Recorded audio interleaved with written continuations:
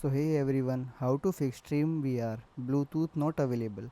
Enable Bluetooth driver and headset fix. So how to exit a game on Meta Quest 3? Press the Meta button on the right controller to open the universal menu and select home to exit the game safely. To fully close the game, open the menu, then select the running app and tap quit.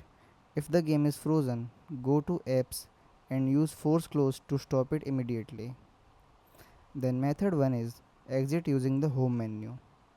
In this method, the game pauses and runs safely in the background while you return to the main menu.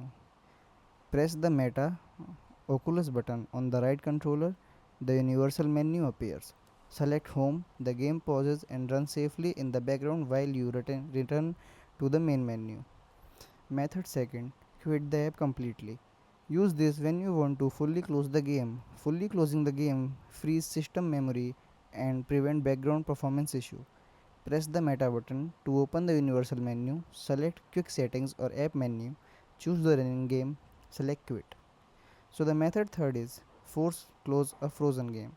Use this method if the game is not responding.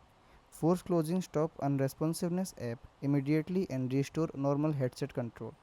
Then press the Meta button, open the quick setting, then select app, then choose the frozen game, then tap force close. Thank you.